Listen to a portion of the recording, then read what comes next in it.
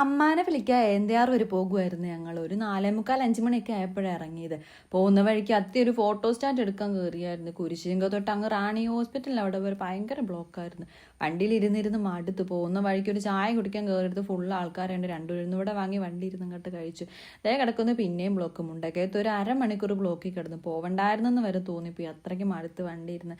ഞങ്ങൾ ചെന്നപ്പോൾ അമ്മ വരാൻ ഒരുങ്ങിയിരിക്കുമായിരുന്നു. ഞങ്ങളെ കണ്ടപ്പോൾ സുബിക്കും വരാൻ ഒരു ആഗ്രഹം. പണ്ടത്തെ പോലെ ചാടിക്കറി വരാൻ പറ്റത്തില്ലല്ലോ, ലുവാൻ്റെ സാധനമൊക്കെ പറക്കി കെട്ടി എടുക്കണമല്ലേ.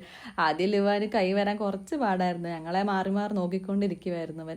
അത്തി വിളിച്ചപ്പോൾ ചാടി കൈപ്പോയി. നമ്മൾ വിളിക്കുമ്പോൾ വരാൻ അവരൊരു ജാട. ഇവരൊരുങ്ങി ഇറങ്ങുന്ന ടൈമിൽ കുറച്ച് ചോറുണ്ട്. ഞാൻ ചക്കക്കുരു മുരിങ്ങയിലും തോരനും തക്കാളിച്ചാറും മീൻ വറുത്തതും കറി കൊണ്ടുകൊണ്ട് ശകലം ചോറുണ്ടാൻ വേണ്ടി എടുത്തതാണ്. ഒരു 7 മണിയൊക്കെ ആയപ്പോഴത്തേനും കെട്ടും കിടക്കുകയൊക്കെ എടുത്ത് ഞങ്ങൾ എല്ലാവരും കൂടി ഇങ്ങ് പോന്നു. 2 ദിവസം നിൽക്കാനാണെങ്കിൽ ഒരു ലോഡ് സാധനം ഉണ്ടായിരുന്നു വണ്ടിയിൽ. പോരാൻ നേരത്ത് ലുവാന് പാമ്പറും വാങ്ങിക്കി 2ഉം കൂടെ കടയിൽ പോയിട്ട് ഓടി വരുന്നുണ്ട്. എല്ലാവർക്കും കൂടി ഇരിക്കാൻ കുറച്ച് പാടായിരുന്നു. എന്നാലും എല്ലാവരും തിക്കി ഞെരുങ്ങിയിരുന്നു.